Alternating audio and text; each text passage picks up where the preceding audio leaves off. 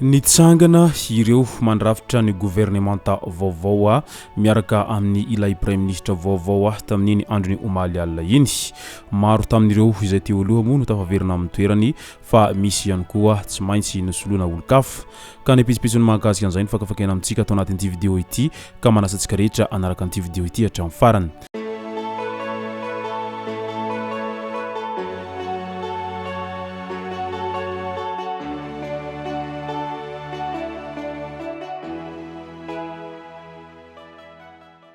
Ny tonga tsy miaraba hono namantezitra ka dia faly miaraba isika rehetra mpanaraka sy tapaka an'ity chaîne ity tenako amin'ity androandroany ity arakan'izay efa natsipiko zay dia ny mahakasika ny Governemanta vaovao sy ireo rehetra izay mandrafitra azy no tena iompanantsika atao anatin'ity vidéo ity.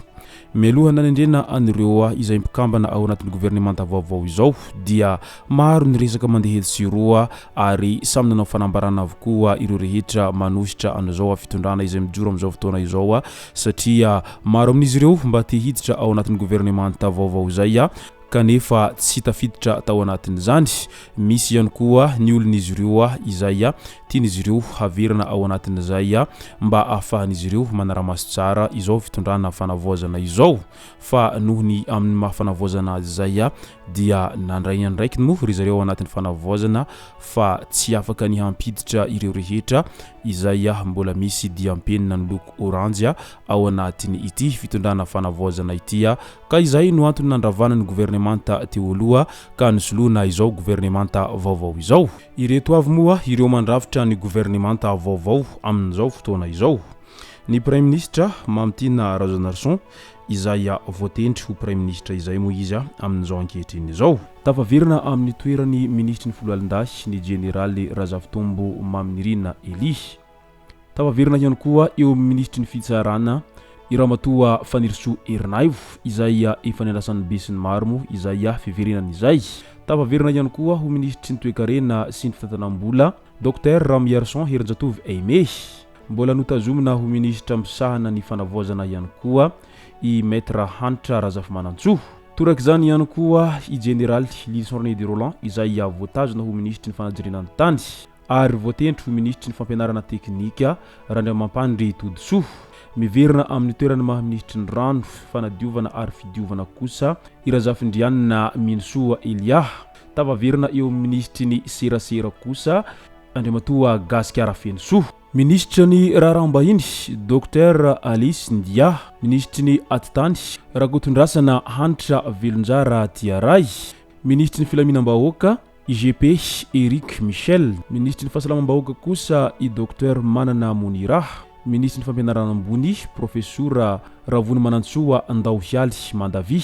Fanabeazam-pirenena Razonarson Sendranirina. Fambolena sy fahavitantena ara-tsakafo Gaetan Ramino. Ministry ny fiompina Andrianomenjanahary Rina Nantenaina. Eo amin'ny lafiny industria indray Rina Namponina Raharinjatov. Varotra sy fanjifana indray Andriamadison Michel Haingotina Angèle. Ministry ny asa sy fampananana asa ary lalàna sosialy Denise Franco Mark. Ministry ny fitaterana sy ny famantarana ny toetry ny andro Andriana Valona Ramanambola Hirzo. Ministry ny angovo Rabiermanga Radonirina Luka. Ministry ny harenan-kibonitany sy ny loharanonkarena stratégique Andriamparany Karl. Ministry ny asa vaventy Rasamanana Richard. Ministry ny jony sy ny toe-karena Manga Maharavo Jean. Ministry ny tontolo iainana sy fampandrosoana Lovainjafy Andriantsiala Aristide. Ministry ny fizahantany sy ny asa tanana Vololony aina Lucie. Haitao Arakajmirindra kosa Andriamampiadana Mahefa. Ministry ny ponina Rakotony aina Voanginirina Katia. Ministry ny tanora sy ny fanatanjahan-tena Rasambany Désiré Alain. Sekretera panjakana délégué ho an'ny gendarmeria Généraly Bama Marima.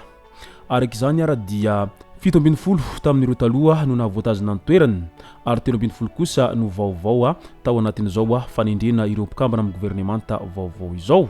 Fa tao anatin'izany rehetra izany araky ny hafatra izay nalefa ny colonel Renrina Mikael dia andao isika rehetra ifanoana sy fanometanana tsy hanaiky ho zarazaraina amin'ny fandrangitana sy faminganana ara-politika. Tena ilaina ny firaisampo ka tsy hanana fahavalo olona fa ny fahantrana no fahavalo iraisantsika rehetra ho inona ambarany hatrany.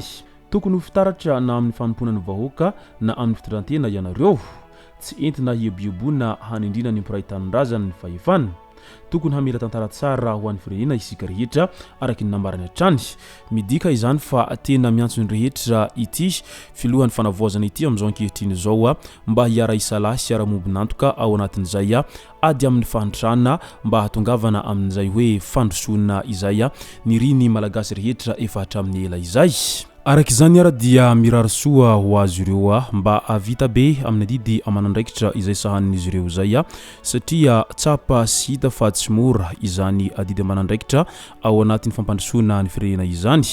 Engany mba ho tena izay tombotsoan'ny rehetra izay no hokatsahana ao anatin'izay fanindrina azy ireo ao anatin'izao Governemanta vaovao zao fa tsy sanatria akory hitady tombotsoan'ny tsirairay na ihany koa ndeha ameny posy araky ny izay hirahiraina foana matetika tapajora tsirasira sosialy isa mihetsika ireny. Fa ho an'ireo zay tafaverina amin'ny toerany dia maro sahady ireo zay tsikera mandeha hetsiro amin'izy ireo indrindra amin'ireo izay olona azo lazaina hoe kalaza toa ny Fanirisoa Ernaivo sy Gascar Fenosoa ireny satria tena tahorana mafy izy ireny matoa tsikerena lava isa mihetsika izao ary mety noho ny antony maro ihany koa no mahatonga an'ireo sasany izay mitsikera azy ireo.